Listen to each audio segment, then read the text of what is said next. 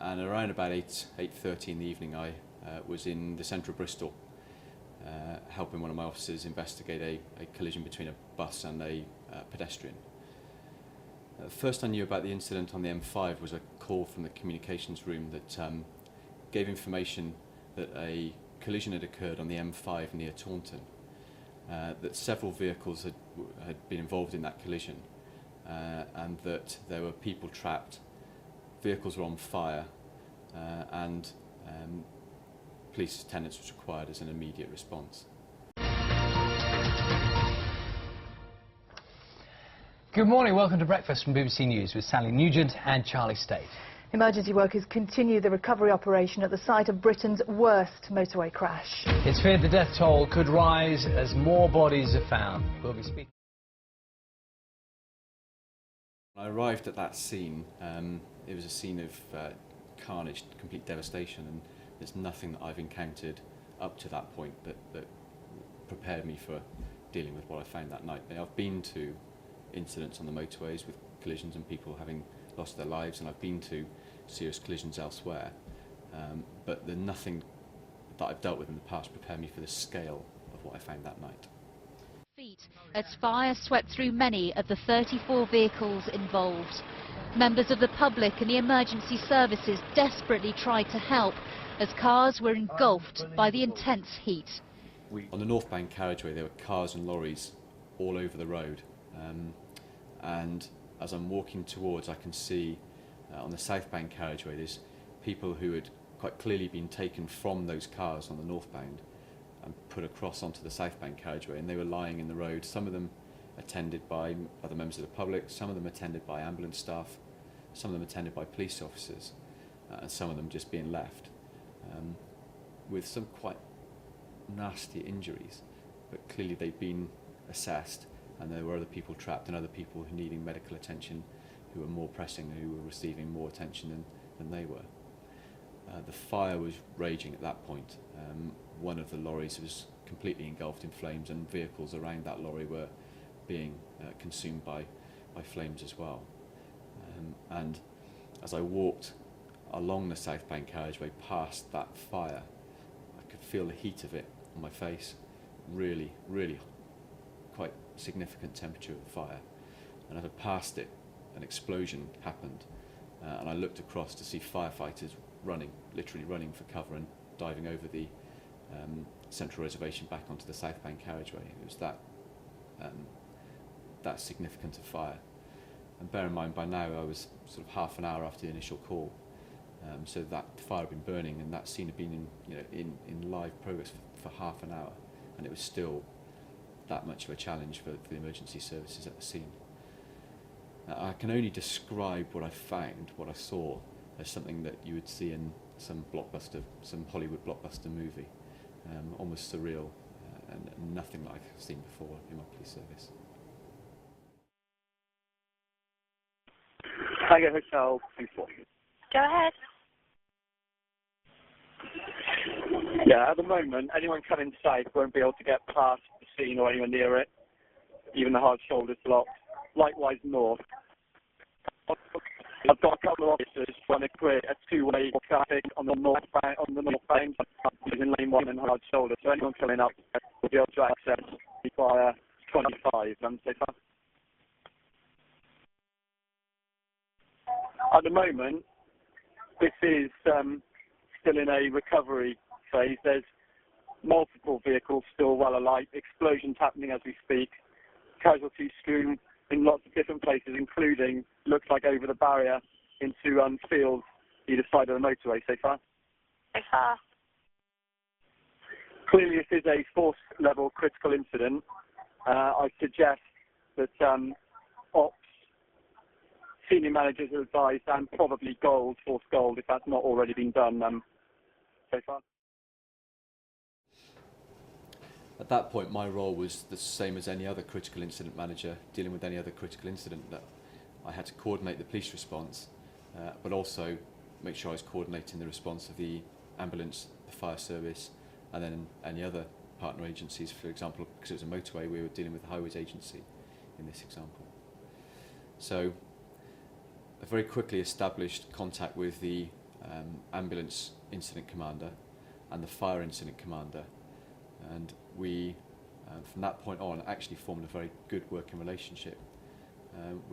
All three of us agreed our rendezvous point and our forward control point very quickly as the area just to the south of where the collision had taken place, and we set up a kind of a meeting structure where we agreed that every hour, if not before, we would come back together and just make sure that we all understood what each of the other agencies was doing, and to make sure that all the actions that we were taking as the police weren't hindering the fire service, weren't hindering the ambulance service, but were complementing what they were doing.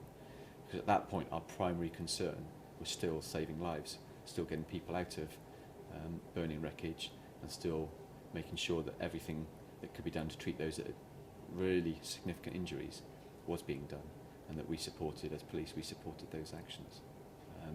My minimum cover for road policing on any given shift is a sergeant and 8 officers, so 8 constables. On the night in question I was fortunate that I actually had quite good numbers on my team, coupled with the fact that there was a carnival running in Bridgewater which had some traffic motorcyclists supporting that, and the fact that this happened at a time of day where we weren't too far from a shift changeover time. So the night term were coming on within sort of half an hour, 40 minutes of my arrival at the scene.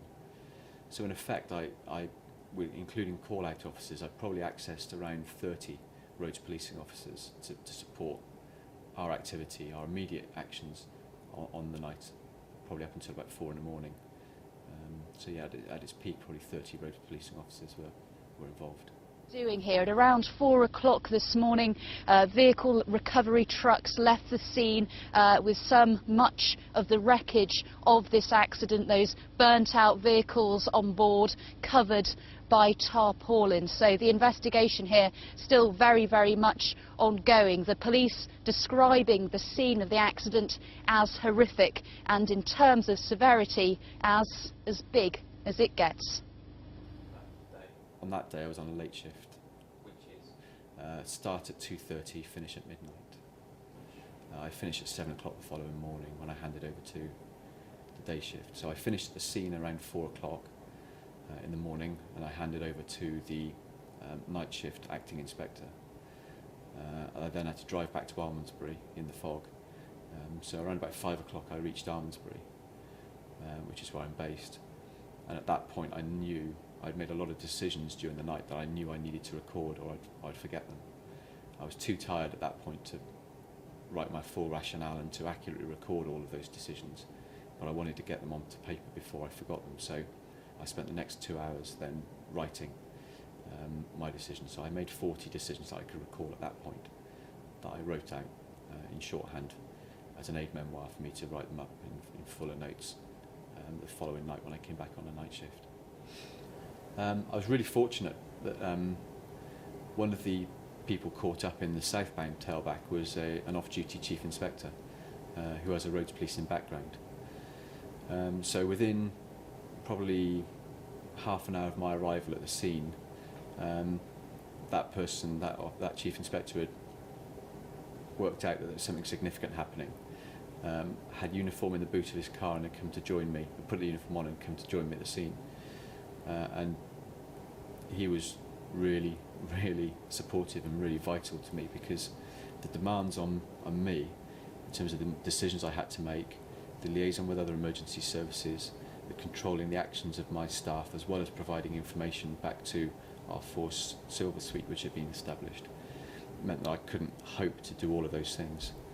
So in effect what happened was the chief inspector, off-duty chief inspector, took the responsibility for kind of logistical support for me, for everything off of the motorway, and I focused then my efforts and my decision making on the scene as it happened, in front of me on the motorway, and managing that scene.